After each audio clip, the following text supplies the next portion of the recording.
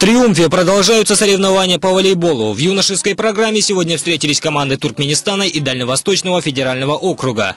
На первом же сете было видно, что спортсмены настроены предельно серьезно. Удар за ударом, обстановка накалялась с прогрессирующим эффектом. Нужно отметить технику игры обеих команд, но особо отличившихся отдельных игроков в сегодняшней игре не было.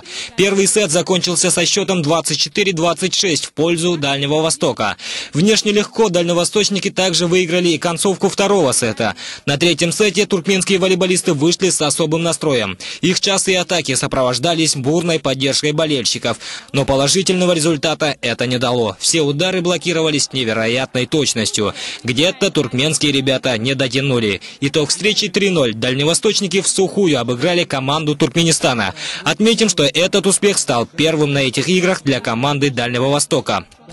Ну, конечно, тяжело. Вы все видели, это были 3 напряженных сета, особенно первый и третий, где мы втаскивали в первом сете с 23-20, мы вытащили игру, во втором 24-21 проигрывали и сумели выиграть. Это очень главное значение, это психологическая этой победы, моральная. В нынешних играх «Дети Азии» судьи и организаторы отмечают высокий профессионализм волейболистов.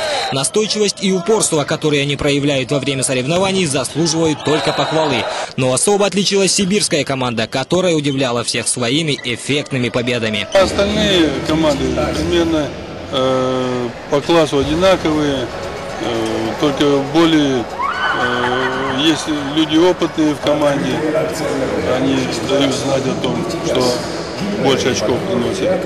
И в основном идет спортивная борьба между остальными командами. Вот Кувейт у нас не выиграла пока ни одной встречи, но она со всеми борется и могла даже победить.